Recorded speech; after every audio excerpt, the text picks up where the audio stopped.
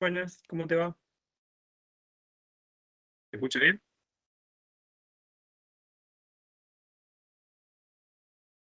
Bueno, venimos errados con las clases. Vi que ayer a Félix también se le complicó. Y lo que pasa es que estamos en una época medio complicada. Hay unos quilombos bastante importantes en el laburo, eh, eh, de falta de combustible, de problemas de divisas con otros países, de pagos, hay una transición de que no se sabe qué va a pasar también, ¿viste? Entonces, hay, hay un quilombo bárbaro y aparte estamos con la matriz media rara de la configuración que tenemos de las líneas. Para que se escucha como un eco.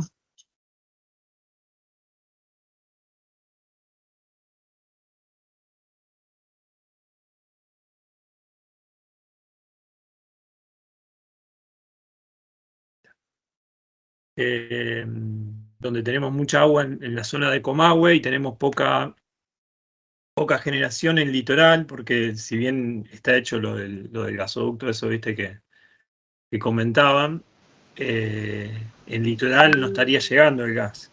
O sea, falta una obra complementaria que no es el rebalsar del norte que lo llamaban, sino que es unas conexiones que van del anillo de GBA a una partecita de litoral, que no me acuerdo cómo se llamaba ahora, que tenía el nombre en la cabeza. Algo de Sauce me suena, pero no me acuerdo cómo era. Saliqueló, algo así, Saliqueló. Es un tramito, no sé, es cortito, pero eso es como que saltea parte de Buenos Aires y hace como un puentecito con litoral. Entonces ahí llegaría directamente el gas. Y en teoría eso está previsto para enero, una cosa así, la finalización de esa otra obra, que son tareas complementarias a lo que era el gasoducto principal. Entonces ahora no estamos teniendo problema para llegar a Buenos Aires, pero sí estamos teniendo problema para el litoral, ni hablar del norte. Y encima Bolivia que prácticamente dejó de inyectarnos, porque con desinversiones que fueron haciendo y aparte como ellos tienen pozos viejos, entonces la producción también va mermando. Y tienen un contrato firme con Brasil, entonces lo que hicieron fue mantenerle el contrato a Brasil y el contrato nuestro no. Que si bien era firme, se fueron haciendo acuerdos y qué sé yo, y lo fueron bajando hasta que prácticamente estuvo en cero. Ahora están inyectando de 20 más o menos millones de metros cúbicos que tenemos contratados, están inyectando 2, 3. O sea que prácticamente es nada, es muy poquito. Con lo cual no podemos entrar, hay generación en el norte que solamente entra con gas, o sea, no está previsto que puedan quemar otro combustible. Distintos son las del litoral sí pueden quemar otro combustible. Pero bueno, el tema que ese combustible es un combustible muy caro, es gasoil, es 5 o 6 veces más alto, o sea, más caro, y no solamente eso, o sea, que no se están autorizando partidas para comprar el gasoil que se va a requerir para el verano. O sea que toda esta incertidumbre es complicado, se puede decir. Y así todo, estamos con todos los límites al mango, ¿viste? O sea, porque se aprovecha hasta el último rinconcito de la línea, con lo cual afecta a la operación. Y obviamente que cualquier falla, cualquier generador, dependiendo de dónde está, también te compromete. Y encima, bueno, no sé si estuvieron escuchando, pero Brasil y Paraguay están con demandas récord por temperaturas en Brasil tuvo sensación térmica en Río, no sé si vieron, hubo una nota creo que Infobae o Ámbito Financiero, que estaba alrededor de 55 grados de sensación térmica, una cosa así hubo en Río. Una locura. Así que sí, la verdad que sí. Bueno, creería que más o menos estamos. Eh, Ahí yo le iba a hacer un resumen muy chiquitito, pues si no, no vamos a llegar a hacerlo de impedancia, como la única clase que tenemos esta, la impedancia de protección de impedancia, porque nosotros protección de sobrecorriente, no me acordaba si habíamos visto algo, Si bien ustedes la vieron el año pasado, no me acuerdo si vieron algo conmigo o no llegamos a ver nada todavía de eso. Pues yo por lo general hago un resumencito. Como yo el año pasado no doy ese tema, sino que lo da Lucas. Pero, o sea que a veces no me acuerdo si di la presentación. Yo tengo una clase, si no, grabada del año pasado. Que de última les puedo compartir eso. El tema es que no sé cómo compartirlo, porque es pesado el archivo. Tendría que ver de dejarlo en YouTube o algo de eso. No sé cómo se deja tampoco eso.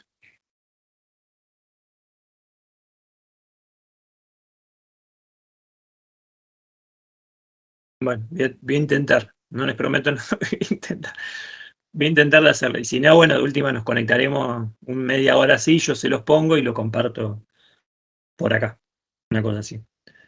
Eh, Porque esa no la tengo, o sea, si bien esa grabación, el programa este lo que tiene que cada tanto te caduca, entonces eso lo perdés. Entonces yo por ahí a veces si me acuerdo la trato de bajar, lo que pasa es que la bajo y me ocupa toda la compu prácticamente. Son re pesados los archivos. Entonces tampoco los podés mandar, ¿viste? Entonces más o menos los voy actualizando, lo que sé yo, pero más que nada también por eso, ¿viste? Entonces les comparto eso y última después hacemos una clase de consulta y es más amigable. Bueno, igualmente lo que nosotros vamos, acuérdense que está en el libro que habíamos dicho, que era el de Sistema de Protecciones, de Sábato, ahí está todo bien detallado. Bueno, vamos a un ratito entonces a la... no hay más, ¿no? ¿O hay alguien más? No, no, solo esperan. Bueno, Somos nosotros.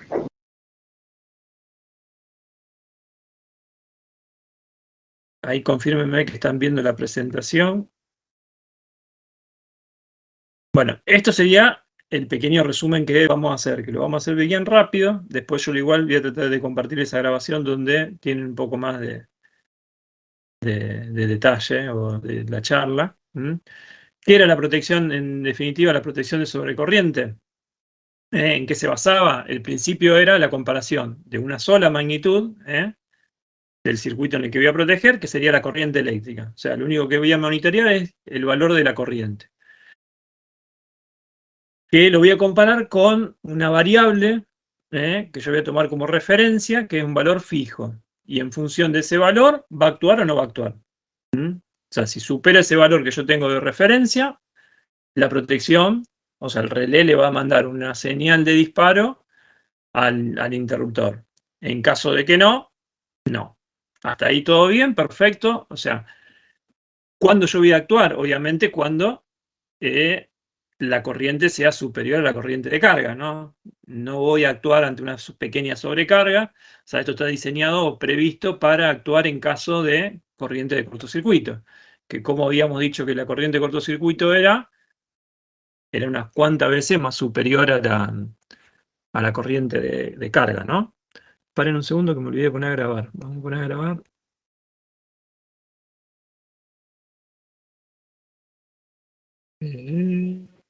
Cámara. Bueno, ¿cómo era? Acá está. Grabar. Bueno, escuchen, si quieren, si se activan el video, para mí mejor, porque si no, como que le estoy hablando a la nada misma y me desconcentro. Bueno, ahí está, perfecto. Entonces dijimos que lo comparaba con un valor de referencia y en caso de ser superior, si planteamos un sistema sencillo, como habíamos dicho, donde tenemos una fuente y distintas líneas en forma radial, si yo tengo una falla F1, entre la subestación 1 y la subestación 2, me debería actuar el relé, vamos con el puntero, que tengo en la subestación 1, ¿no? O sea, me debería abrir este interruptor y despejar la falla de todo esto, o sea, que todo esto lo pierdo. En el caso que sea la falla en F2, también lo mismo, tengo que actuar acá, ¿no?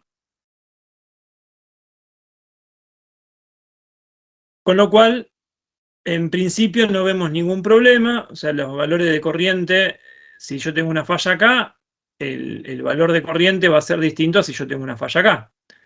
¿Siempre va a ser distinto o no va a ser distinto? ¿De qué depende ese valor?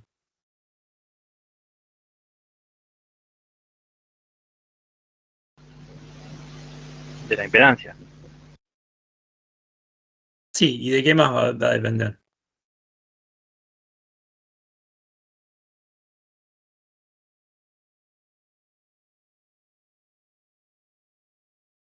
Claro. Bueno, en principio lo que nosotros estamos midiendo, o sea, va a depender obviamente de la configuración, como dijiste vos, de la red, tanto de cuántos generadores tengo en servicio, bueno, como estamos ahí dependiendo de la impedancia también del generador, del generador, cuán robusto sea el generador que yo tengo, del tipo de falla, no es lo mismo tener una falla trifásica o monofásica, y obviamente que depende de la resistencia de fallas, si tengo los hilos de guardia conectados, bueno, eso después lo vamos a ver, pero si yo tengo los hilos de guardia, la resistencia de fallas se me reduce drásticamente por el hecho de que es como que me pone todas las estructuras en paralelo.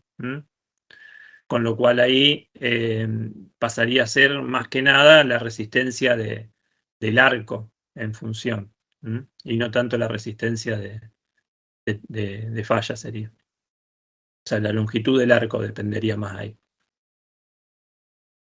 Bueno, y se puede concluir que un sistema de protección basada en una sola medición eléctrica no puede ser selectivo. ¿Por qué no puede ser selectivo? Porque yo para hacerlo selectivo, por ejemplo, si habíamos visto que una falla en el punto 1, o sea, una falla F1 y una falla F2, prácticamente dependiendo de todas esas variables que dijimos, de la configuración, de la resistencia de falla, del tipo de falla, puede ser que una falla acá tenga el mismo valor que una falla acá.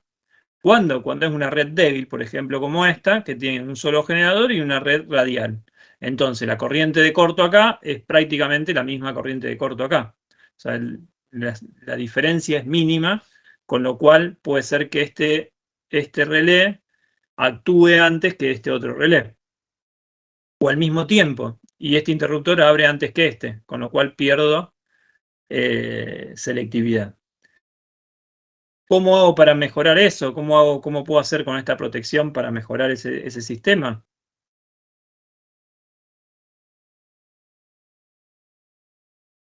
Bueno, una forma es temporizarla. ¿Se acuerda que nosotros habíamos visto de temporizarla, de tener tiempos distintos de actuación?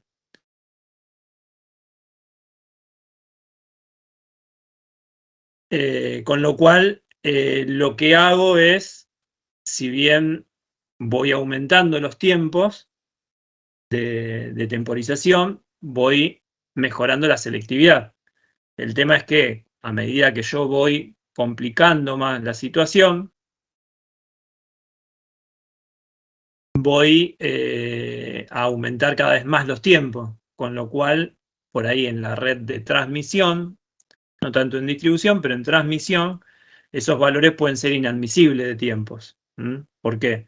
Porque puedo perder no solamente la estabilidad del sistema, dependiendo si son fallas trifásicas o monofásicas, sino también lo dañino que puede ser para mi red.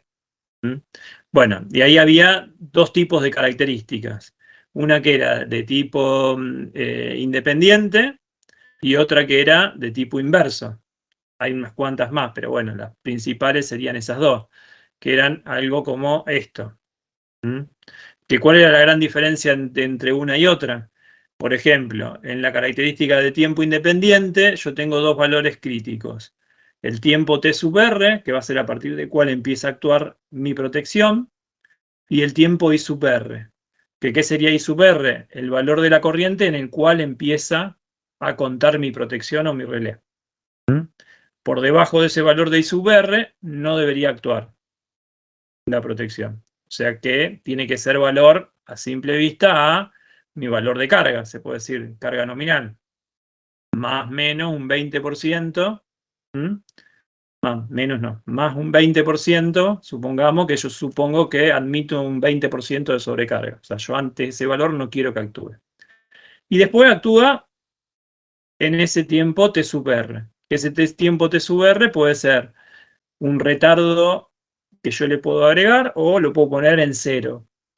Si yo ese lo pongo en 0, me va a actuar en 300 milisegundos, supongamos, que es el tiempo que tarda en tomar la medición, mandar la señal al interruptor y abrir el interruptor. O sea, 0 no va a ser nunca, siempre tiene un valor. Pero es definido. ¿Qué quiere decir que sea definido e independiente? Que para cualquier valor de más superior a I sub R, siempre va a actuar en el mismo tiempo. No va a actuar en un tiempo mayor. ¿Se entiende? O sea que actuaría en este tiempo. Para la corriente I sub R o para la corriente 5 veces I sub R. O sea que en principio eso no lo vemos tan bueno. ¿Por qué no lo vemos tan bueno?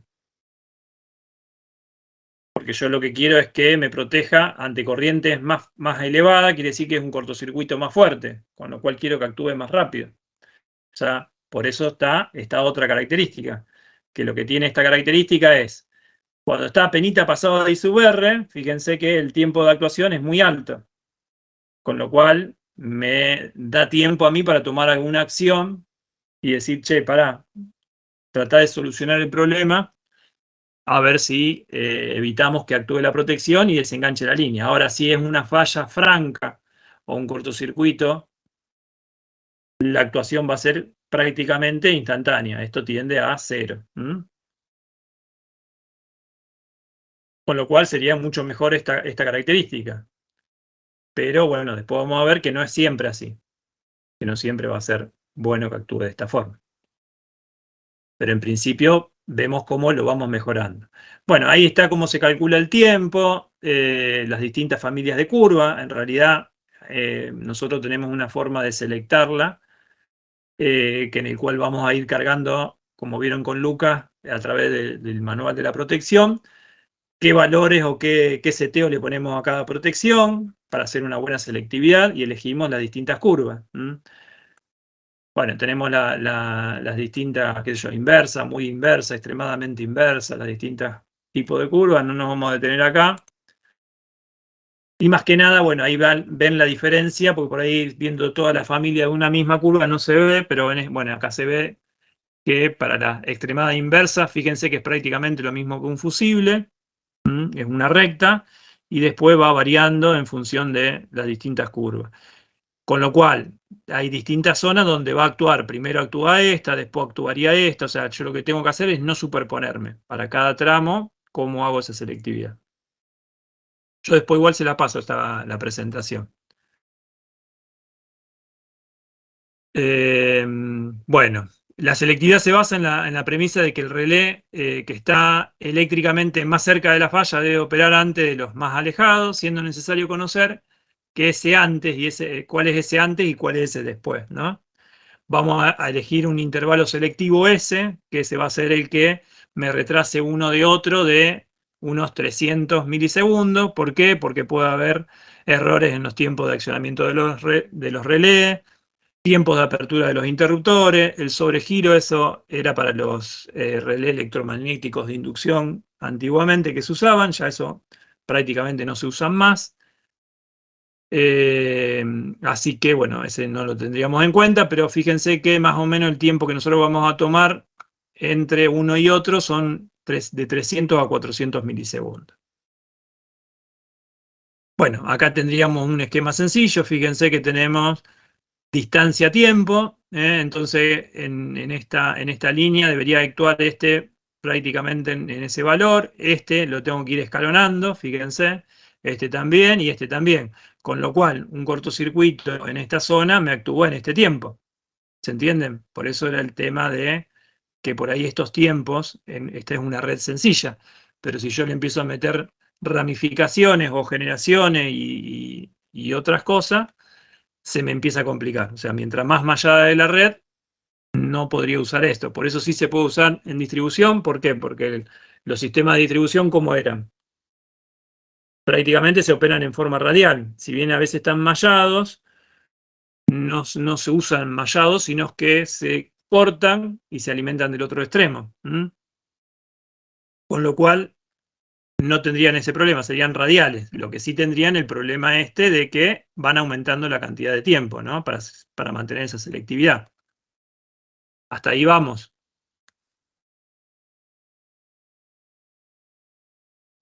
Bueno, sí. ¿Cómo mejoraríamos esto? Como habíamos dicho antes, lo mejoramos en principio con esta otra característica. Fíjense, yo le meto un relé de tiempo definido, perdón, de tiempo inverso, y fíjense que mejora notablemente. ¿Por qué? Porque ante un cortocircuito atrás, el tiempo que actúa sería este. Y con un cortocircuito acá, el tiempo que actúa es este. Con lo cual debería actuar este y este lo tiene como reemplazo, como respaldo. ¿No? Entonces hasta ahí estaríamos perfectos. Solucionamos todos los problemas. ¿Qué les parece? ¿Les parece que esto es siempre favorable?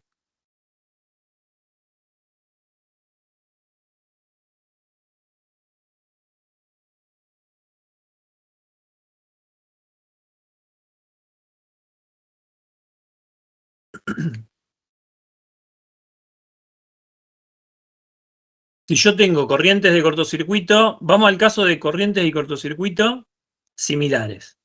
O sea que las corrientes de cortocircuito son similares, que era el problema que teníamos en el otro. Si las corrientes de cortocircuito eran similares, los tiempos de actuación eran muy elevados. Si yo tengo la corriente, o sea, una red débil, ¿no?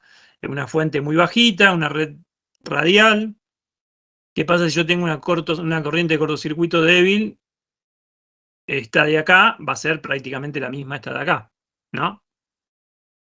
Con lo cual, la impedancia del generador va a ser mucho más alta que la impedancia de línea.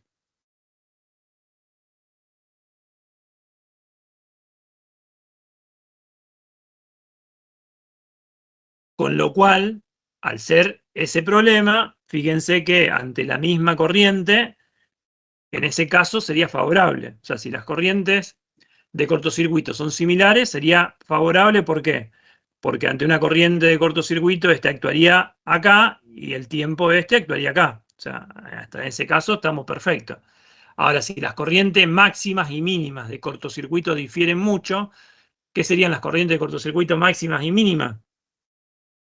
Serían las corrientes de cortocircuito si, por ejemplo, una falla trifásica o una falla monofásica es muy distinta para el mismo punto. Si eso difiere mucho, me va a actuar en tiempos muy mayores. ¿Por qué? Porque lo va a ver como que estaría más alejado en realidad. Entonces me va a actuar en un tiempo mayor. Entonces no siempre sería beneficioso, si bien es más beneficioso que la de tiempo definido, por eso que estuvimos analizando. Por lo general no hay tanta diferencia entre las corrientes de cortocircuito máxima y mínima en una misma línea. Con lo cual, eso no me vendría tan perjudicial, pero no sería totalmente beneficioso. Vamos a seguir agregándole problemas. Hasta ahora solamente, para que yo...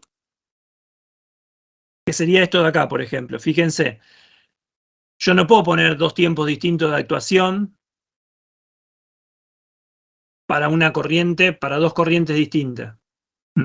¿Por qué? Porque el relé es uno solo y el tiempo de actuación y el valor de I sub R y T sub R que yo coloco es el mismo, ¿no? Entonces, para una corriente de corto, fíjense, esto sería la corriente de corto ante una corriente débil y esto ante una corriente máxima. Entonces, perdón, al revés. Este sería para la corriente de corto máxima, este sería para la corriente de corto débil. Con lo cual, ante una corriente de cortocircuito, o sea, la diferencia entre en una misma línea, que las corrientes de corto difieran bastante. Fíjense que a medida que yo me voy alejando para poder permitir, ¿por qué? Porque si no la selectividad de esta se me choca con esta, ¿se entiende? Esta está perfecto, esta acá no tenemos problema. Esta de acá, para respetarle la selectividad, yo tengo corriente de cortocircuito muy distinta, tanto mínima como máxima. Entonces, la corriente de corto máxima, fíjense que me puede dar esto, pero la corriente de corto mínima me puede dar esto, para esta red en particular. Entonces, el tiempo de una falla acá, que yo no sé si va a ser esta o va a ser esta, con lo cual yo me tengo que cubrir para las dos, ¿no? Entonces, fíjense, si yo acá me voy acá, fíjense que ya se me empieza a chocar con la corriente mínima de acá. El relé de acá, ante una falla mínima, me va a actuar, pero también me va a actuar contra una corriente de corto máxima acá, que yo no quiero que actúe. Y si no esta, me tengo que ir más arriba, con los cuales los tiempos de actuación tendrían que ser cada vez más altos. Y este también, porque fíjense que en un pedacito se superponen. ¿Se entiende cuál es el criterio? O sea, ante esos valores de cortocircuito distintos, porque yo no sé si la falla va a ser monofásica, trifásica, o cómo va a ser. Por lo general la trifásica es mayor que la monofásica. Pero no siempre, dependiendo de la red, dependiendo de las conexiones que yo tengo, de los reactores de neutro y todo lo que vimos en cortocircuito, ¿se acuerdan? En función de todo eso yo tengo valores distintos. Como yo no sé si voy a tener una falla trifásica o monofásica y tengo que preparar la red para que pueda actuar entre las dos, debería tomar esos recaudos. Con lo cual, fíjense que acá pierdo tanto selectividad como aumento de tiempo. O sea, cada vez me va aumentando más el tiempo. Entonces, ¿qué hay? Una forma de solucionarlo es, y ni hablar de los errores que yo puedo tener de medición, ¿no? Porque obviamente como yo estoy midiendo una corriente, tengo un TI que me puede marcar un cierto valor de error. Si bien son bastante precisos, tengo una consideración de error. Bueno, una de las soluciones que se pueden ir planteando es, por ejemplo, empezar a hacer tiempos de actuación. Entonces, para el valor de esta línea, tomo un valor de tiempo definido y el 70, acá pone un 70-30, por lo general por ahí es un 80-20, el 20. Bueno, vamos con el caso este, el 30% de esta línea lo protejo en un valor superior, ¿no? Con un retardo de tiempo S. Pero a su vez yo tengo, y entonces toma respaldo de este 20% en un tiempo mayor, con lo cual fíjense que los tiempos se disminuyen bastante. Pero fíjense que como respaldo tiene un tiempo bastante elevado. Bueno, también puedo hacer lo mismo con la de tiempo inverso.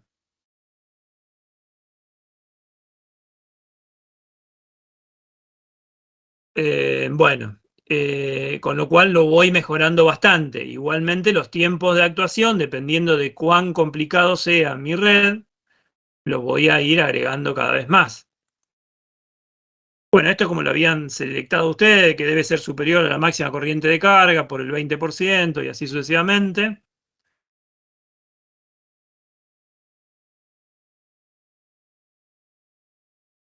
Y cómo lo vamos selectando. Bueno, ahí habíamos visto que solamente estaba alimentada de un solo extremo. ¿Qué pasa cuando yo le empiezo a alimentar del otro extremo? ¿Cómo hacen la selectividad? Ahí se me queman los papeles. Porque la protección no me estaría viendo la corriente, o sea, de qué extremo viene la corriente de cortocircuito. Con lo cual, voy a tener que empezar a aplicar una protección de sobrecorriente direccional. En principio tendría que hacer la selectividad en función de que tengo una sola fuente de un extremo y una fuente del otro extremo y superponerla. Esa sería una de las soluciones. Pero ¿qué pasa si yo lo empiezo a complicar más? Fíjense este sistema. Y estamos hablando de algo sencillo, o sea, no algo tan complicado. O sea, una red de distribución prácticamente normal, diríamos. Fíjense cómo se va complicando todo. Porque a su vez, fíjense que el relé, en este caso creo que dice, no alcanzo a leer bien, pero creo que dice 10, el relé de la subestación 10. ¿Cuál es el respaldo de este? Tiene que ser el respaldo de 7 y de 9. O sea, tiene que cubrir tanto 7 como 9. Con lo cual, tengo que tener en cuenta todos esos tiempos, tanto para un lado como para el otro, en función de cómo alimenten la fuente. Bueno, y así sucesivamente lo podemos complicar todo lo que nosotros querramos. En función de esto, ¿qué podemos detectar? Bueno, que la selectividad, obviamente, de la protección de sobrecorriente para una red muy mallada de transmisión con una sola magnitud eléctrica no va a ser posible lograr una protección selectiva. Si no es a costa de ¿qué? De la temporización. ¿Y esto qué me va a producir? Tiempos inadmisibles, por lo que habíamos dicho, con lo cual me va a afectar tanto por daños en el lugar de la falla como la posibilidad de pérdida de estabilidad. Bueno, y ahora vamos a pasar a la presentación con la que íbamos a ver hoy. Esperen que dejamos de compartir.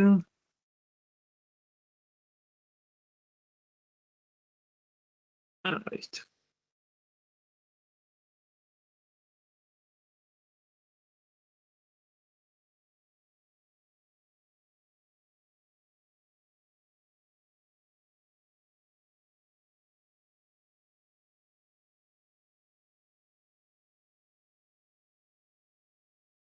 Bueno, y vamos a la otra presentación, a ver.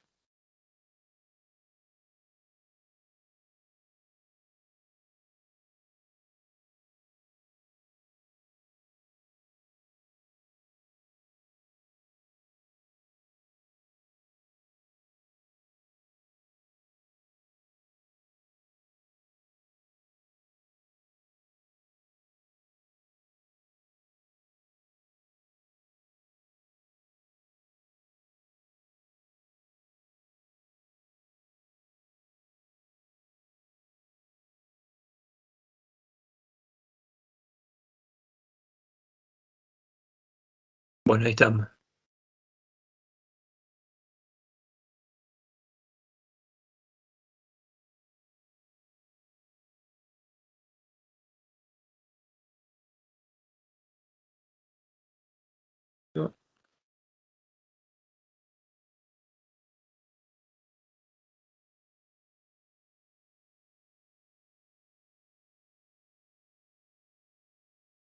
Ahí está.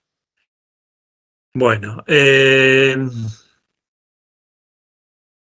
la presentación ahí? Sí, ¿no? Sí, sí. Bueno, protección de distancia. Entonces dijimos que con el uso de una sola magnitud eléctrica no es posible lograr una protección selectiva, sino a costa de la temporización. Bueno, eso produce los daños, La protección de distancia, en principio, tiene dos mediciones, o sea, se basa en la determinación de la impedancia intercalada entre el relé y la falla. Lo que yo voy a medir es la impedancia. ¿Cómo puedo hacer para medir la impedancia? ¿Cómo hago para medir la impedancia?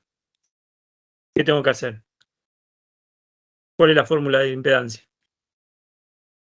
Tengo que medir corriente y tensión, o sea, estoy agregando una variable más. O sea, voy a necesitar tanto un TI como un TB, con lo cual se complejiza un poquito más. Y vamos a comparar ese valor, o sea, voy a hacer ese cociente de esas dos mediciones y lo voy a comparar con una variable fija, determinada, que me va a dar a mí la distancia, por ejemplo, de 1, 2. Si yo la elijo como de 1, 2, que sería la distancia que tengo ahí, lo que voy a tener es la distancia total de la línea, con lo cual voy a proteger contra mi línea total. Bueno, supongamos el ejemplo sencillo acá como tenemos dos líneas consecutivas, radiales, con una fuente sub-A. Tenemos dos subestaciones, E1 y E2, y vamos a suponer que vamos a tener una falla trifásica simétrica sólida. ¿Qué quiere decir que es simétrica sólida? Quiere decir que no vamos a considerar la resistencia de falla. Sin resistencia de falla. Supongamos que tenemos una falla en F1, como figura ahí en la diapositiva. ¿Qué va a pasar? El relé 1 se va a alimentar con la tensión, o sea, nosotros vamos a considerar que lo vamos a alimentar con, fíjense que los dos relés tienen que estar alimentados con siempre la misma fase. Tensión de P sub R y la corriente I sub R. Porque si no, no me estaría midiendo correctamente. Tanto para la protección de distancia, o sea, para nosotros ver el valor de la impedancia de acá, nosotros tenemos que conectar la misma fase. No puedo conectar el TV a la fase S, por ejemplo. Entonces tengo que conectar ambos TI y TV a la misma fase.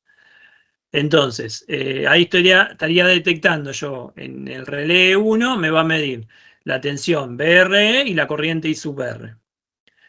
Y me va a relacionar, o sea, un cómputo me va a hacer la relación entre el módulo de BRE, que yo voy a llamar, que tiene que ser menor o igual a ¿qué?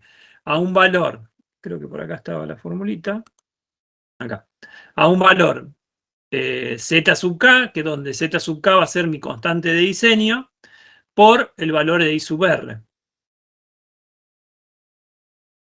Bueno, si consideramos que esta F1 va a ser una falla, como habíamos dicho, trifásica, entonces la tensión y corriente de secuencias, ¿qué pasaba cuando era una corriente de cortocircuito trifásica simétrica? La corriente de secuencia inversa y cero van a ser nulas, con lo cual yo con la corriente de cortocircuito directa puedo basarme en el cálculo. Entonces me va a quedar que X por ZL1 va a ser menor o igual que Z sub K, que era la constante de diseño. Y ahí yo puedo determinar que X tiene que ser menor o igual que la relación entre Z sub K y ZL1. Con lo cual ahí me va a dar, la X me va a dar la distancia al punto de falla, entre donde se ocurrió la falla y el relé. Obviamente que esto es estimativo. ¿Por qué? Porque hay un montón de variables de errores que puede tener. Tanto los TI, los TV, los distintos tipos de falla que pueda haber, y obviamente que resistencia de falla nunca va a ser cero absoluto. Puede haber un valor de referencia. Bueno, el valor de Z sub K lo voy a elegir, como habíamos dicho, como la distancia de 1, 2. Y el relé, bueno, accionará cada vez que la falla se ubique entre esas estaciones. Toda falla ubicada más allá de sub 2 no accionará el relé. Fíjense que acá hay una gran diferencia. En ningún lado hablamos de tiempo hasta ahora. Con lo cual, ahí tenemos una mejora. Ya serían actuaciones instantáneas, en principio. ¿Se entiende? O sea, si me detecta a mí que la impedancia que mide es superior al valor de esa línea, no abre directamente. Ahora, si está adentro, sí abre. Pero independientemente del tiempo. O sea, acá no estamos hablando de tiempo todavía. ¿Qué pasa como respaldo de una línea subsiguiente? No actuaría. Porque solo se va a su línea. O sea, no actuaría ante una protección de que la línea subsiguiente no funcione, en principio.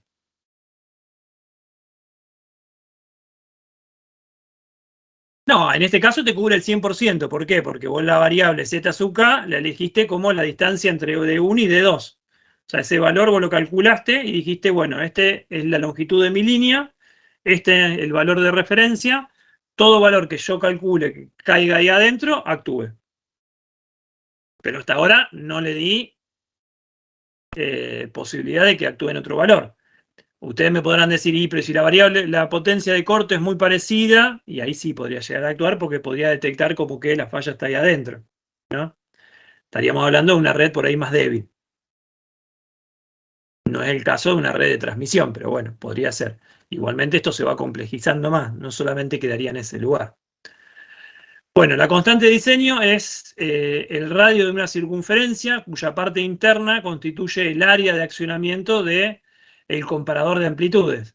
O sea, si yo tomo, fíjense, como parte imaginaria el cociente entre la tensión y la corriente, y como parte real el cociente entre la tensión y la corriente, la parte real, voy a tener con la grafiquita, con esta ecuación, voy a tener me va a generar esta circunferencia, donde el radio va a estar representado por Z sub K.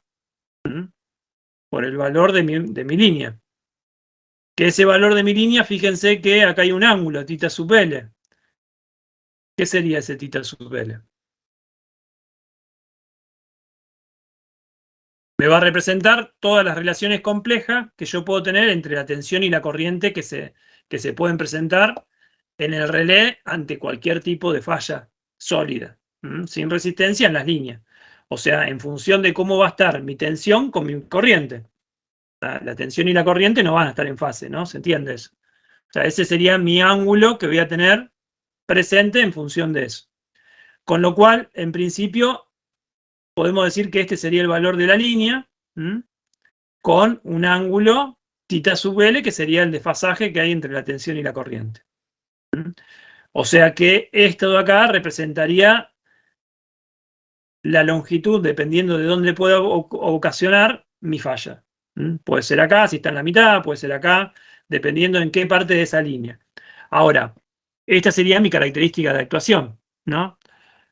Por arriba, o sea, en la línea subsiguiente a la que yo estoy midiendo, no debería actuar, que sería por acá. Está fuera de mi circunferencia de actuación de la protección. Salvo que yo después le escale a esta protección, pero en principio estaría fuera. Con lo cual hasta aquí parece sencillo, por ser una falla trifásica y a su vez alimentada de un solo extremo en forma radial. ¿Ya? Acuérdense que el esquemita que nosotros habíamos visto era este. Solo extremo. Hasta ahí perfecto. La falla acá actúa en tal tiempo, en tal tiempo no, actúa sin retardo de tiempo, y hasta ahí no tuvimos problema. ¿Qué pasa si la falla empieza a complicarse un poco? ¿Cómo habíamos empezado a complicar la otra falla? Vamos a alimentarla del otro extremo también. ¿Qué pasaría? ¿Qué les parece si yo la alimento del otro extremo? ¿Qué pasa?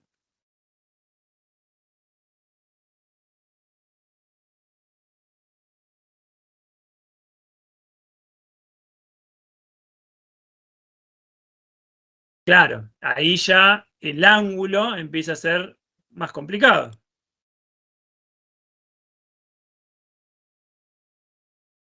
A ver si acá. Bueno, pará.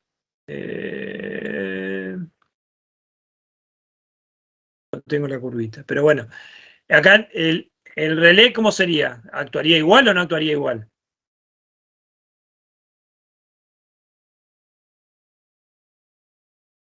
Por más que yo lo alimente de un lado o del otro lado, el relé seguiría siendo efectivo. ¿Por qué? Porque vería la falla hacia atrás, podría ser. O sea, dependiendo de qué valor tome esto va a variar, e igualmente lo seguiría detectando. Siempre hablando, obviamente, de los relés, no de este que va para allá, sino del que está para acá. O sea, este de acá lo vería hacia atrás. Que lo vea hacia atrás, ¿qué sería? Que lo estaría viendo en esta zona de acá. ¿Se entiende? En ese caso, hay que ver si tendría que actuar. En principio diríamos que no debería actuar, porque si tiene una falla de agua atrás de él, salvo que tenga otra señal aparte, no debería actuar. ¿Por qué? Porque dice, no, la va a despejar la línea que yo tengo aguas atrás. O sea, no debería actuar en ese caso. Pero él la debería ver acá, con lo cual, si él la falla la va a detectar, ahí debería actuar igualmente, si yo no le pongo algo más. Bueno, ¿qué pasa si las fallas no son sólidas y aparece una resistencia de falla?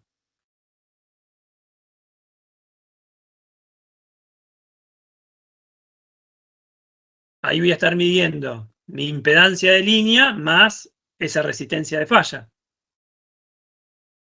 Que como vimos, esa resistencia de falla depende de qué tipo de falla y de cómo es la configuración de mi red para detectar esa falla, ¿no? Con lo cual ya la característica que nosotros habíamos visto se empieza a complicar un poquito. Fíjense cómo me empezaría a dar. O sea, en este caso, el lugar de la falla de la línea en cuestión sería este paralelogramo. Fíjense que este sería mi caso de mi característica de la línea en el caso en que la resistencia de falla sea 0. me representaría toda la longitud de la línea esta. En un punto intermedio de la línea sería esta. En un extremo este y en otro extremo este. Y esto me estaría dando la actuación de la línea en cualquier lado de mi recta, con el ángulo característico que habíamos dicho, entre tensión y corriente. Hasta ahí vamos. Aparece la resistencia de falla, que ahora vamos a ver de qué va a depender esa resistencia de falla. Me va a generar, ¿qué? Un desplazamiento de esa curva. O sea, no es que yo voy a ver un valor de resistencia y un valor de impedancia. O sea, yo voy a ver un valor total.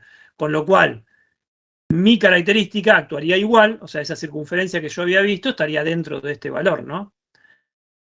Esa circunferencia yo la tengo que limitar dentro de la protección para que actúe cuando yo quiera. No que actúe para fallas hacia espalda y sí para que actúe ante fallas hacia adelante. Con lo cual, pues suponemos una resistencia de falla que puede tener cualquiera de estos valores dependiendo del tipo de falla. Fíjense que en este caso tenemos distintos valores. O sea que cualquier valor que caiga dentro de este paralelogramo va a actuar mi protección. Con lo cual tendríamos la actuación de la protección y no pasaría nada. Hasta ahí, perfecto. O sea, me cambia un poco la curva, pero actuaría en la misma forma. Vamos a ver los distintos tipos de resistencia de falla.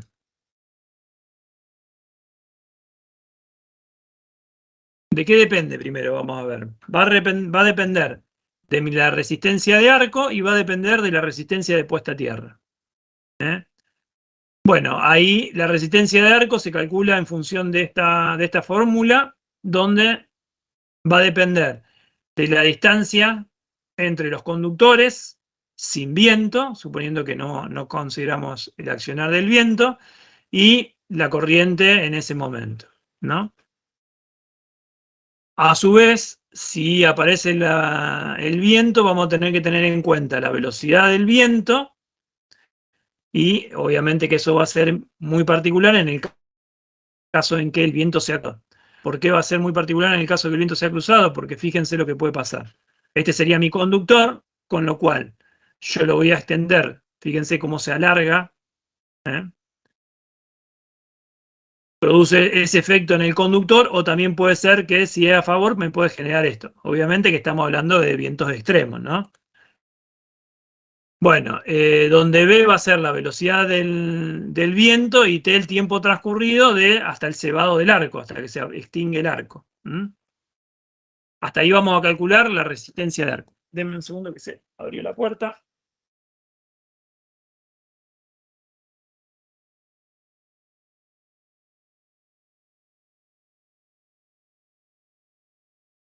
El cebado del arco.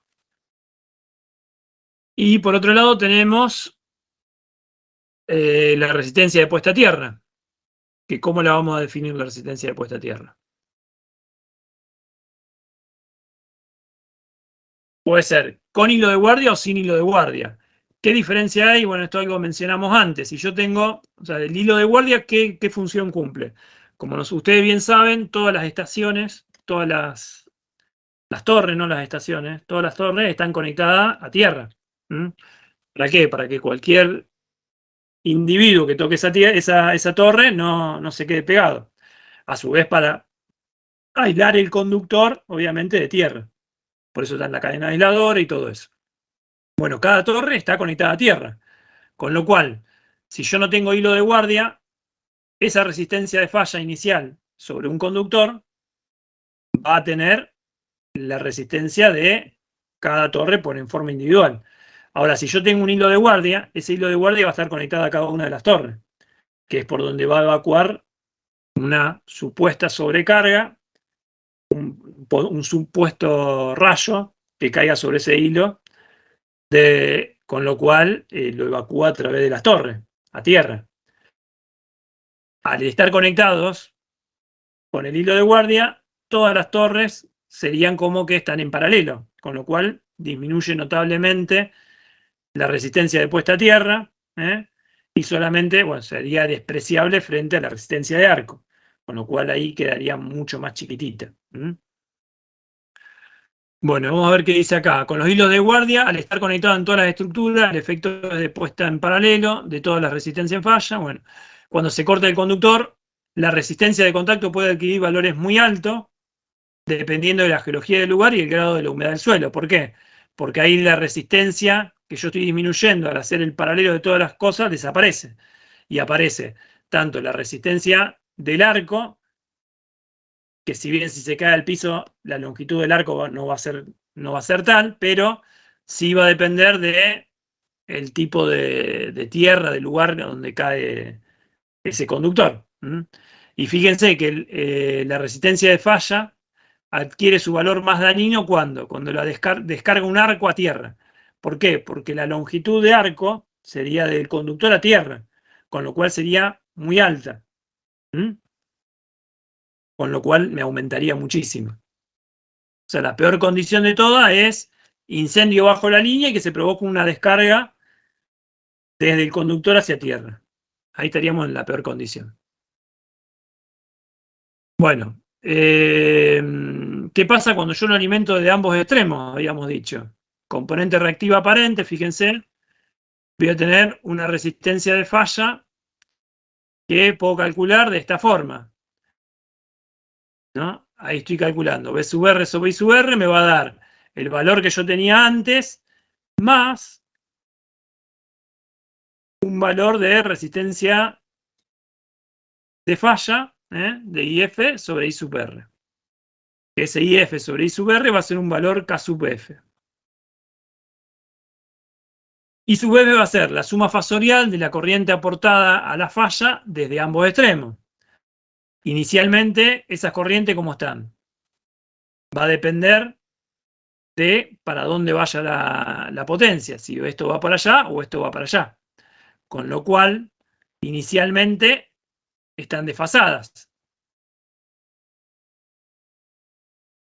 Con lo cual, el valor o el factor que va a afectar al valor de la resistencia de falla, ¿cómo va a ser? Complejo.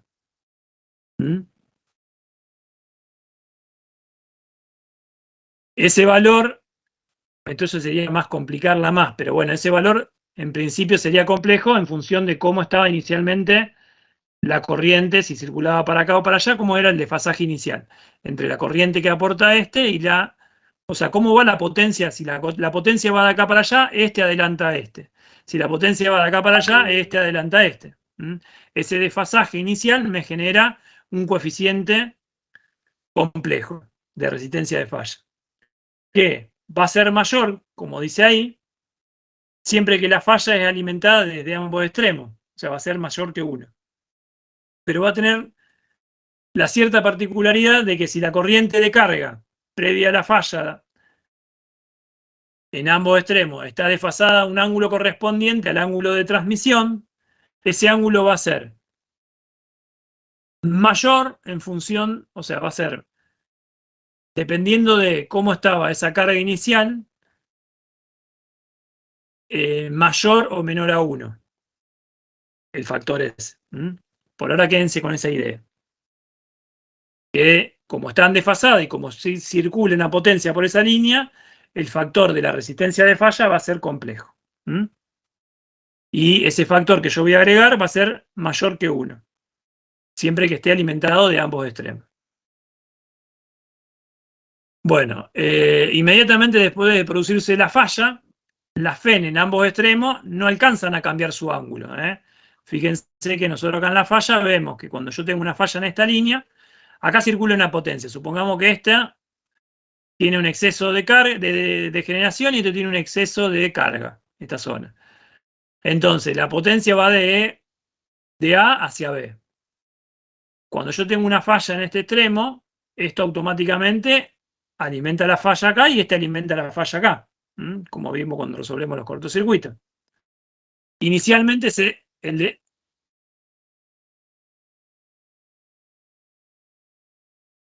Ah, porque está muy chiquito. No lo tenía selectado. Perdón. Inicialmente, como dijimos, si la potencia va de A hacia B, este adelantaría a este de acá. Con lo cual, al tener una falla acá, si bien nosotros sabemos que la corriente, ambas corrientes van a alimentar la falla, inicialmente el desfasaje de este va a ser mayor, o sea, se va a mantener entre A y B. O sea, va a seguir respetando esa superioridad, se puede decir. Bueno, entonces, inmediatamente después de producirse la falla, las FEN en ambos extremos no alcanzarán a cambiar su ángulo relativo y aportan corrientes que no están en fase, aunque las impedancias de ambos extremos tengan iguales ángulos. Las corrientes por las fallas estarán desfasadas de las corrientes que circulan por la ubicación del relé y por lo tanto el ángulo del factor aplicado a la resistencia de falla va a ser distinto de cero. El valor de la resistencia va a influir en la medición del sentido de la resistencia y por un desplazamiento en el sentido de los ejes de la reactancia. Este último es negativo cuando la fuente detrás del relé adelanta angularmente a la fuente remota y resulta positivo en caso contrario. No se haga mucho problema con eso, pero la curva quedaría algo así. ¿Se acuerdan que antes la resistencia era recta? El valor de la resistencia o el efecto que me generaba la resistencia de falla era recto. Fíjense que ahora tiene una curvatura. Esa curvatura me la da ese desfasaje, ¿no? Inicial que yo tengo. Con lo cual, fíjense que empecé a cubrir también una parte que está como que yo la estaría viendo hacia atrás, en realidad. Pero en realidad es ese desfasaje que me genera ese desbalance de fase que tengo entre una corriente y otra. Con lo cual, estaría protegiendo también hacia adelante en este caso.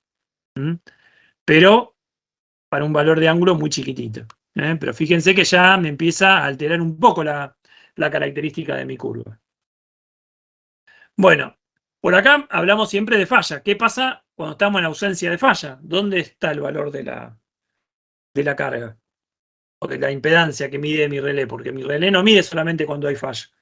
Los relés están midiendo permanentemente. ¿Cuál es el valor que a ustedes les parece que me estaría midiendo permanentemente el relé? ¿Dónde estaría ubicado el punto? Por ejemplo, yo estoy con carga normal. Mitad de carga, la línea no tiene problema. Bueno, la característica normal sería algo así, en ausencia de falla. El cociente entre tensión y corriente me tendría que dar en valores tanto de acá como de acá, porque puede ir para un lado como para el otro. ¿Se entiende? Mi característica de protección del relé sería esta, obviamente sin la resistencia de falla, si no tendría que ser ese paralelogramo ese que estaba ahí.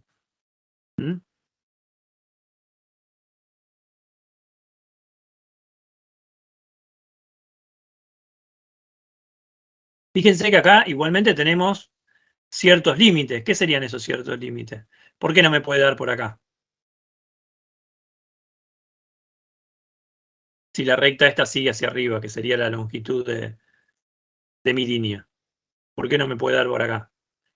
Porque yo esto, dependiendo de mi sistema y de los límites operativos del sistema, ¿se acuerdan que nosotros hablamos de estabilidad, de límites de seguridad? Me lo va a dar, me va a establecer unos límites. ¿En función de qué? Va a estar acotado por los límites de transmisión que yo admito y por los límites de seguridad. ¿Por qué? Pues, por ejemplo, yo tengo dos líneas, sí, perfecto. Por las dos líneas pueden circular la carga nominal, pero ¿qué pasa si pierdo una línea? La otra línea se me va a sobrecarga y me desengancha y me va a un apagón. ¿Yo quiero que me pase eso? No, no quiero. Entonces, ¿qué hago? Bueno, no, cuando desengancha una, la otra tiene que quedar con la carga nominal. Nada de sobrecarga, no admito sobrecarga. Entonces, bueno, no, pará. Entonces yo ahí, para admitir eso, yo te tengo que limitar esta potencia. Bueno, podés llevar la potencia que vos quieras por esa línea. Entonces ese valor me lo trae acá adentro. Esos valores me va trayendo y me va diciendo, bueno, no, por ahí vos no podés transmitir tanta potencia. El máximo valor que vos podés transmitir es ese. Entonces, o restringite a este valor. Entonces, este valor de acá es normal, dentro de este dibujito. Por fuera de ese dibujito, y vamos a ver. Acá en este caso debería actuar solamente cuando cae dentro de esta línea. Ahora vamos a ver que no es tan así. Bueno, supongamos el siguiente ejemplo donde tenemos un área de generación preponderante. ¿Ven el cursor? Sí, ¿no? Y un área con carga preponderante. El flujo va desde el área con generación preponderante hacia el área con generación con carga preponderante, ¿no? Si hacemos el esquema unifilar equivalente de Tevlin, me quedaría este esquemita así.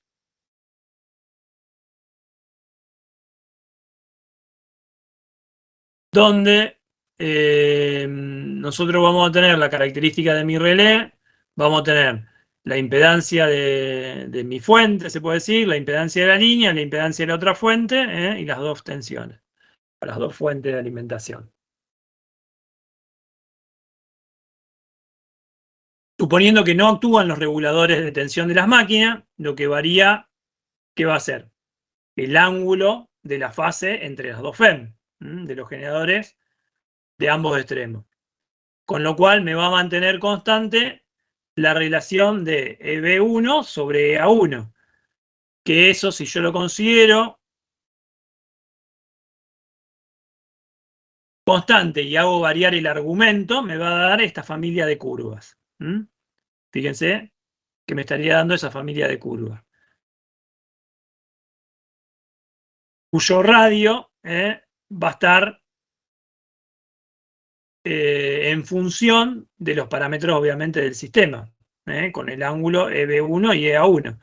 Que en el supuesto caso en que EB1 y EA1 sea 1, me va a dar una recta.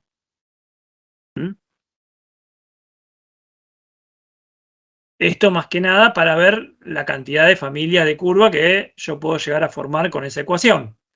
Que, volviendo al esquema de carga normal que teníamos antes, sería algo así. Dependiendo del ángulo de carga que yo supongo que va a transmitir. Que puede variar, obviamente. Fíjense que acá ya empezaron a aparecer distintos valores. Acá tengo la impedancia de la línea, este sería la estación A y esta sería la estación B, el largo total de la línea. Y esto sería distintas zonas. ¿Por qué? Fíjense que acá me describe una zona como de carga máxima nominal, o sea, hasta ahí estaría con la carga nominal de la línea. Acá tendría una sobrecarga en el caso de admitir sobrecarga. Fíjense que me estoy yendo más cerca del extremo de mi protección, lo estoy trayendo más hacia el centro. Y fíjense que acá me agrega otra cosa que dice límite de oscilación de potencia sin pérdida de estabilidad. Este de acá me permite que la impedancia oscile. ¿Se acuerdan que yo puedo tener desenganche de generación o alguna falla en el sistema que me haga oscilar inicialmente, como vimos en varios ejemplos reales del SADI, ante alguna falla? Me puede oscilar, pero debería quedar dentro de estos valores para que no actúe. O sea, esta parte de acá sería el lugar donde no actúa mi protección. Cualquier otro valor de acá debería actuar. Si yo la oscilación viene así y queda en esta zona, debería actuar. En realidad no es tan prolija como esto así, sino que como las redes se van complejizando cada vez más, la curva que yo voy a tener sería algo más así. Por los límites de operación, por lo mallado que es el sistema y así sucesivamente. Bueno, dicho esto, me gustaría mostrarles, esto sí es importante y por ahí es pregunta de examen, cómo es la curva o los distintos lugares de mi curva de protección de distancia funciona, ¿no? Yo tengo este esquemita de acá, fíjense que tengo alimentado de ambos extremos, tengo 1, 2, 3, 4 estaciones, tengo 3 líneas y tengo un relé de impedancia que está conectado entre A y B, ¿no? Para atrás tengo AC y para adelante tengo AD, para que lo vayamos viendo.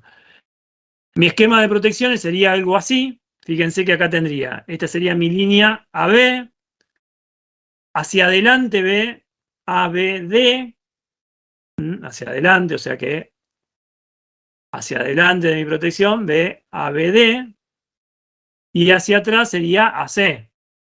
O sea que yo para atrás vería AC. O sea, ahí protegería tanto para adelante como hacia atrás, ¿no? ¿Por qué es un paralelogramo? Eso sería la recta si no tiene, obviamente, resistencia de falla. Con resistencia de falla me iría acá. Si yo a su vez le agrego el desfasaje que habíamos visto, esto no sería recto, sino que tendría que tener una cosa así, si la queremos complejizar más. Supongamos que eso no lo tenemos en cuenta. Bueno, cualquier valor que aparezca acá debería actuar la protección, el relé A. Esto de acá debería actuar en el caso que yo lo quiera hacer como un respaldo hacia adelante. ¿Se entiende? Y esto de acá tendría que hacer como una protección de un respaldo hacia atrás en el caso de que acá yo voy a tener un relé, pero acá también tengo un relé, porque la línea conectada de C a A tiene un interruptor acá y un interruptor acá, ¿no? Entonces el relé de acá tendría que protegerme esta línea. Si esta no actúa, esta tiene que actuar para proteger. Con lo cual me protegería ahí. Después tenemos la zona de carga estable, que sería la D, esta zona D, que es la zona de carga estable, y la zona de oscilación estable, que sería la E. Por fuera de ese valor, esto debería actuar. Eso es lo que yo le voy a pedir por ahí el día del examen, que me hagan. ¿Cómo es la característica de la protección de distancia? ¿Cuáles son las zonas? O sea, usted tiene que dibujar esto, explicar esto así como lo explicamos recién, y hacer, obviamente, este esquemita como para que se sepa cuál es la zona que se interpreta de cada zona. O sea, esa es la idea, que ustedes tengan práctica. Hablando un poco más, serían las distintas elección de las distintas características del relé de distancia. Puede haber circunferencia, media circunferencia, circunferencia entera, paralelogramo. O sea, dependiendo del relé puede haber infinitas. Vamos a hablar un poquito de la protección de respaldo. Escalonamiento de tiempo de los relés de distancia. La búsqueda de una protección que sea selectiva sin recurrir a la temporización. Sería deseable que los relés de distancia tuviesen un alcance exactamente igual a la totalidad de la longitud de la línea, como habíamos dicho antes. ¿Qué pasa? Tenemos errores de los TI, tenemos errores de los TB, por lo cual, en esas condiciones, toda falla que se produjera en la línea sería despejada en forma instantánea, y recíprocamente toda falla que no estuviese en la línea provocaría el accionamiento del relé. O sea, no provocaría, perdón, el accionamiento del relé. Debido a todos los errores que derivan en estas mediciones, yo puedo tener subalcance y sobrealcances no deseados. Con lo cual, para resolver esto, yo voy a necesitar hacer una selectividad garantizando que fallas sean despejadas en una zona protegida en distintos valores de tiempo. Con lo cual, estos relés van a poseer 2 o 3 zonas distintas. Fíjense, y volvemos al mismo esquema que antes, parecido al de la protección de sobrecorriente. Con lo cual protegemos, fíjense, el 30% de la línea la vamos a proteger en zona 1, en zona 2 protegemos el 20% más el 80% de la línea siguiente, y así sucesivamente. Con tiempos, el tiempo 1 sería instantáneo, o sea, lo único que tengo es la demora en la comunicación del relé con el interruptor y la apertura del interruptor, y después le voy agregando unos 400 milisegundos por cada actuación. Tanto para un lado como para el otro lado. Bueno, lo mismo con las distintas curvas que habíamos admitido antes, ¿no? Si fueran circunferencia, media circunferencia, y sucesivamente. Bueno, ¿qué pasa? Yo no quiero que esto se vaya agrandando en el tiempo, porque si yo lo voy agrandando en el tiempo, como habíamos visto, puede traer daño para el equipamiento, como así también pérdida de estabilidad. Con lo cual aparecen las teleprotecciones. ¿Qué son las teleprotecciones? O sea, es la misma protección, pero yo necesito transmitir, o sea, que se comuniquen entre sí, entre una estación y otra. ¿Cómo se van a comunicar? A través de distintos medios de comunicación, que son la onda portadora, que después, bueno, cuando lo veamos en el lugar vamos a ver cuáles son, pero son como esas bolas que, no bolas, sino que estructuras donde tienen una circunferencia, no sé si alguna vez lo han visto, que parece como un tanque de agua circular, donde tengo distintos filtros para proteger las señales de comunicación, porque todas esas señales vienen a través de las líneas. Con lo cual, Obviamente que le afecta el estado del clima, afecta temperatura, afecta un montón de cosas. Obviamente que si la línea está en servicio o no, no en servicio, sino que si está en pie o no. Si yo tengo una línea que se cortó, obviamente que la onda portadora la perdí. Bueno, radioenlace, hilo piloto o fibra óptica, que bueno, la fibra óptica es la que más se utiliza. Esta fibra óptica por lo general va por dentro del conductor, por dentro del conductor circula la fibra óptica, y lo que permite la fibra óptica, a diferencia del resto, es que me permite mayor precisión y mayor cantidad de datos que puedo enviar. Tiene mayor capacidad. Bueno, es importante asegurar que el accionamiento de las protecciones en ambos extremos de la línea sea lo más coincidente posible, y esta, ¿por qué sería? Tanto por la estabilidad del sistema, ¿se acuerdan por qué? Estabilidad del sistema. ¿Se acuerdan del recierre que nosotros habíamos dicho? Mientras más rápido ambas empiecen a abrir los dos interruptores, menor va a ser el tiempo de extinción de arco, con el cual el tiempo muerto de recierre va a disminuir notablemente. Bueno, obviamente reducir los daños. ¿Por qué? Porque va a estar menos el cortocircuito, y aumentar la probabilidad de recierres exitosos. Bueno, la protección de distancia no está en condiciones por sí sola de satisfacer ese requerimiento, por el margen de seguridad del 80% que habíamos puesto, con lo que se lo va a asociar a un sistema de teleprotección lógico, y estas señales son transmitidas por un sistema de telecomunicación, como habíamos visto anteriormente. Ese sistema de telecomunicación debería estar respaldado, obviamente, por posible falla que tenga, dado la importancia que tiene, y dependiendo, obviamente, de la importancia que tenga mi estación. Bueno, un esquemita así muy sencillo sería el enlace físico, equipos de comunicación, equipos de teleprotección y el equipo de protección por fuera. Así sería más o menos como lo deberíamos estar.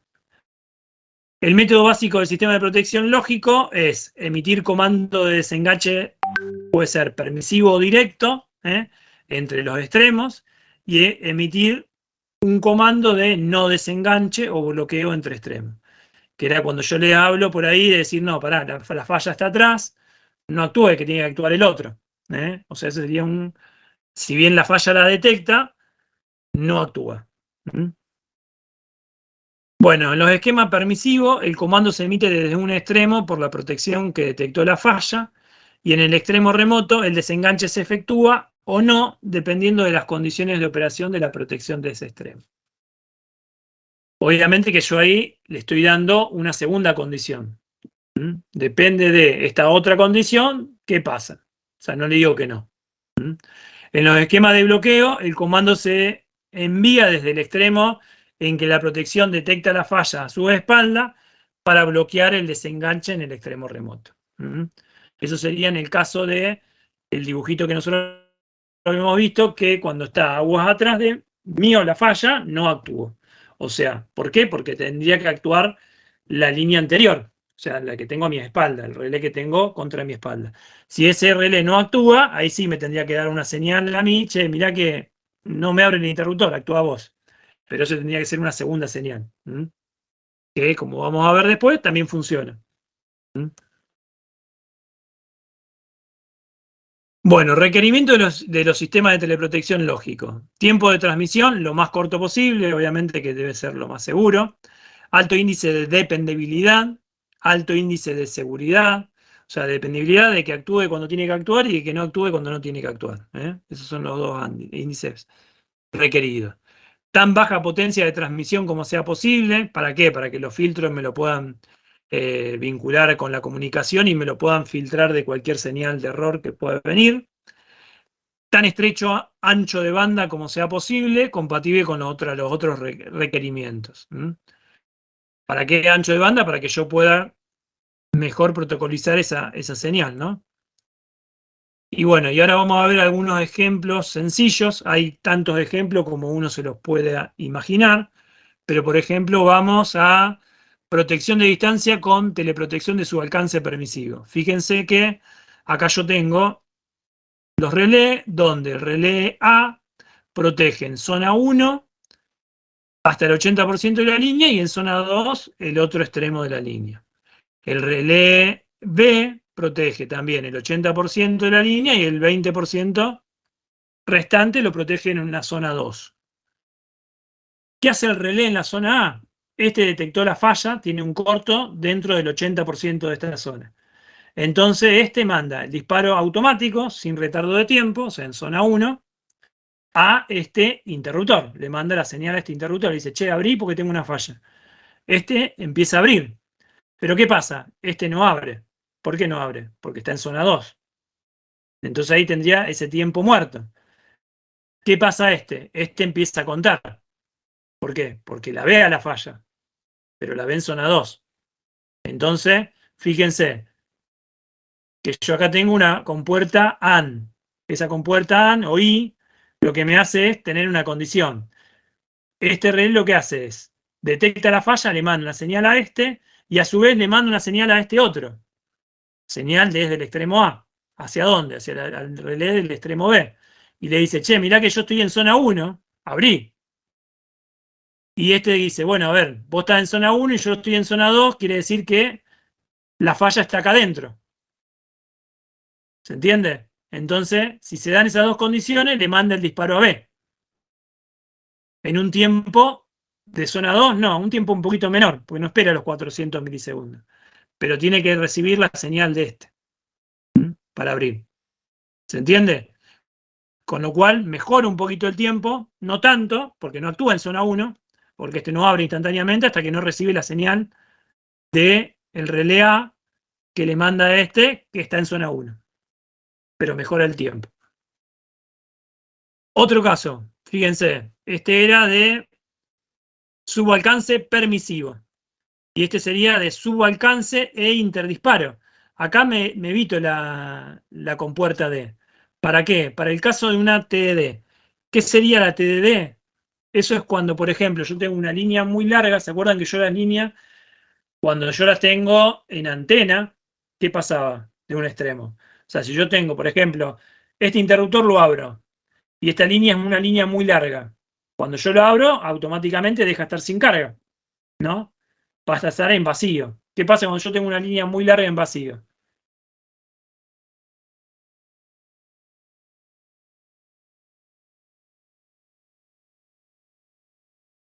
Tengo una sobretensión, más en transmisión, obviamente que en distribución ese efecto por ahí no se da, pero en un conductor de 500 kilovolts, ese efecto es importante, entonces con lo cual, dependiendo de los kilómetros de línea que yo tengo, me va a generar una sobretensión. ¿Qué me afecta esa sobretensión? ¿No me la puedo aguantar un ratito?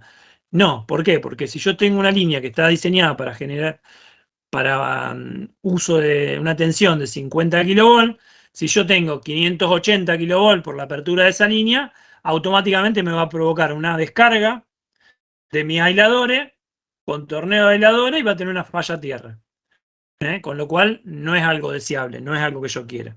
Como yo sé que esto, por ejemplo, lo abro con un resierre, o lo puedo abrir por maniobra. ¿Se acuerdan que yo le había comentado que el Comahue nuestro, que es ese corredor que viene aguas abajo de Buenos Aires, todo lo que es la Patagonia, todo lo que es la zona de Comahue, hacia Gran Buenos Aires, cuando estoy en un apagado de un domingo, prácticamente no hay generación.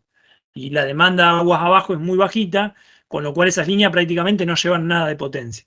Estamos hablando de líneas que pueden llevar, supongamos, porque en realidad son doble, o sea, son doble eterna de 4 corredores, con lo cual son 4 líneas de 500 kilovolts con carga de, no sé, 400 megas, 500 megas en algunos, cuando pueden llevar 4000. Con lo cual la sobretensión que yo puedo tener ahí, estando en servicio esas líneas, es muy alta.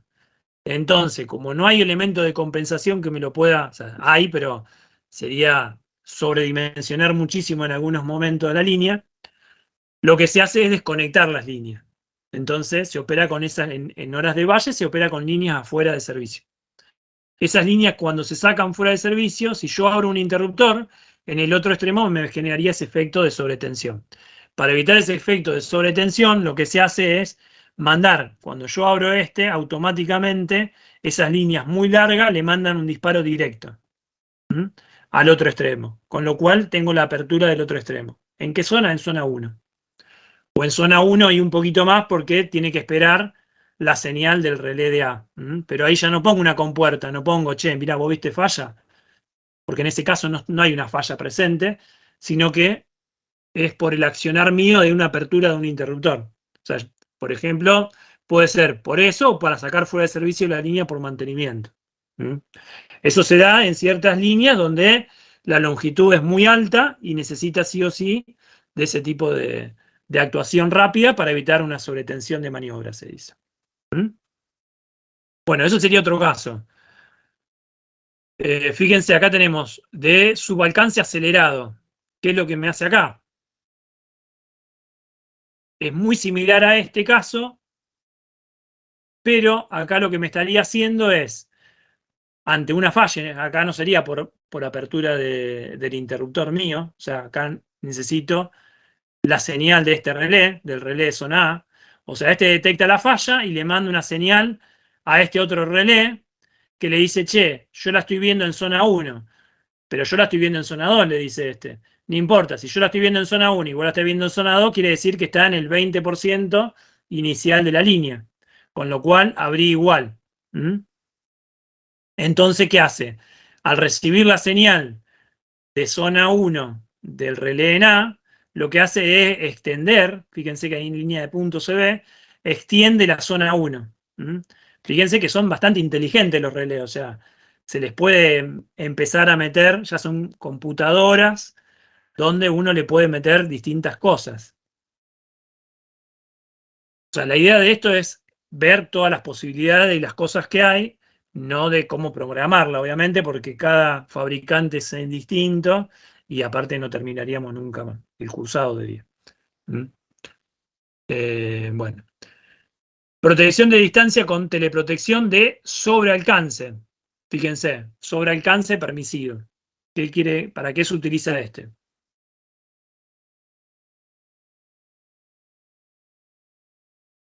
Por ejemplo, cuando, como dice acá, cuando yo tengo líneas cortas, que son líneas cortitas, y lo que se hace es extender la zona 1, fíjense que no solamente se protege zona 1, sino que la línea en cuestión, sino que se protege un poquito más.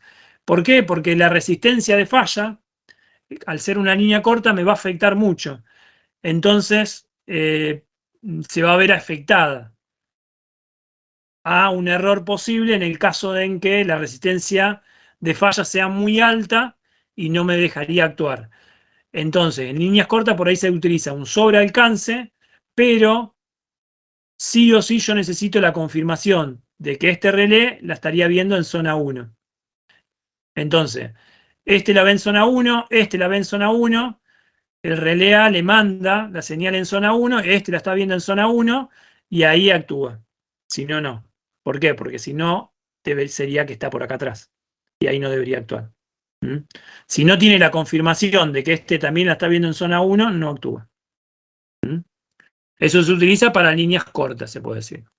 Bueno, y hay todas las combinaciones habidas y por haber que se les pueden imaginar y con esto ustedes pueden, fíjense, acá la podemos complicar todo lo que querramos. Si acá, bueno, tenemos de bloqueo, bueno, y todo la mar en coche que a ustedes se les pueda ocurrir. Esto sería en el capítulo, lo de teleprotección está en el capítulo 5 del libro. Si quieren pueden leerlo, hay unos cuantos ejemplos como para sacarse dudas. No es la idea de esto, sino la idea es que ustedes sepan que eso existe, de que están las posibilidades, de cómo se hace la selectividad de protecciones con la protección de distancia.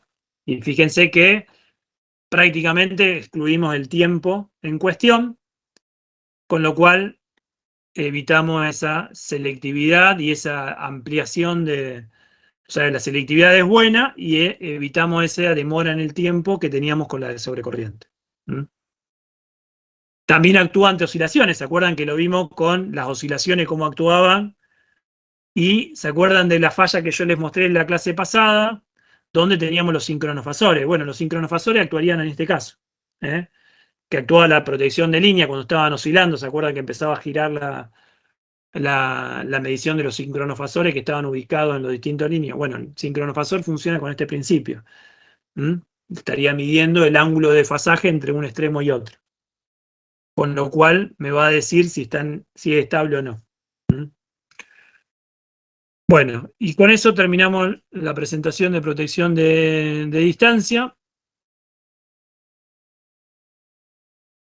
Tienen que lo dejo de compartir.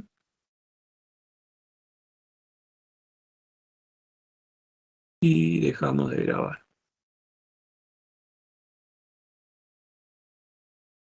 Bueno, ¿les quedó más o menos claro? ¿Tienen alguna duda en particular?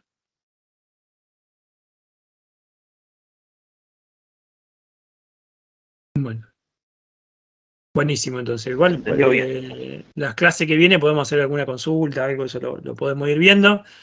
Creo que ya falta poco y nada. Ahí había mandado Félix el cronograma. Bueno, conmigo creo que ya con esto damos por finalizado. O sea, yo no tendría más clase con ustedes. Podemos hacer alguna clase de consulta, pero en principio el dictado ya estaría finalizado. Las clases que quedan de los temas los da Félix. Bueno, chicos. Sí,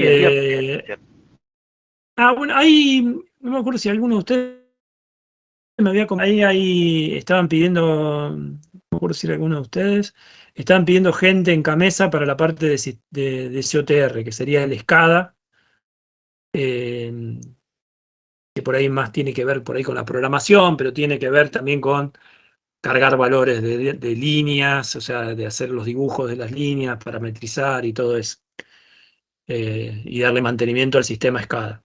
Si bien está dentro de la parte de operaciones, por ahí es más para la parte informática, o sea, tendrían que tener un perfil más para ese lado. Si a ustedes, o sea, obviamente que ahí lo van a capacitar, pero bueno, si les interesa, se meten en la página de Camesa y se anotan. No sería pasantía, porque ¿qué manejan? pasantía. ¿Cómo? ¿Qué lenguaje es? ¿Python? No sé, la verdad que eso no sé bien cómo, pero me parece que no, porque no es programar por fuera, sino que es usar el sistema que compró Camesa en ABB y usar herramientas, o sea, por eso te digo, es más, no es programación, es sistema eléctrico, pero la parte de parametrizarlo, o sea, como sería como usar el PCS, sería una cosa así. No, porque no es usar el PCS, pero sería usar la herramienta que vos tenés en función de tus conocimientos, de utilizar todos estos saberes que nosotros tenemos, de cómo tiene que actuar, de cómo ver, analizar, entender, bueno, esta protección está funcionando así, de usar las herramientas que te provee el software, en realidad. Pero no sería programar por fuera sí entender por ahí algo de código, pero te lo van a explicar ahí. Por eso te digo que no necesitas una base de informática, sino que eh, necesita más conocimientos eléctricos que saber cómo funciona, por eso está está bueno porque a mí no me gusta tanto la informática. Por ahí ustedes, si les gusta programar, les gusta esas cosas, capaz que no tienen. Por eso yo lo que les digo siempre, que lo que tiene bueno Camesa es que tiene muchas ramas, no solamente tiempo real, tiene la parte de programación, tiene la parte de estadística, tiene la parte de economía, tiene la parte de programación, tiene la parte y también hay una parte de informática, obviamente, que te da soporte, porque a su vez, por ejemplo, como ustedes vieron en la reunión de operadores, hay una parte de Camesa que se dedica a hacer la estadística del clima. O sea, con lo cual tenemos un desarrollado, que eso sí, no sé cómo lo programa, pero programó todo un sistema paralelo al sistema meteorológico nacional, ¿entendés? Y paralelo a todos los sistemas que te ofrecen afuera, y los resultados son muy buenos. Con lo cual, obviamente que mientras más cosas se puedan implementar, mejor. Bueno, chicos, ya los dejo, así no los sigo enquilombando un día sábado, perdón por el otro día. Y bueno, nos estamos viendo, terminen bien el fin de semana y bueno. Será hasta la próxima vez que nos crucemos. ¿Mm? Buen Muchas fin de. gracias, Juan Pablo. Buen Dale, fin de, nos estamos viendo. nos vemos, che. Gracias.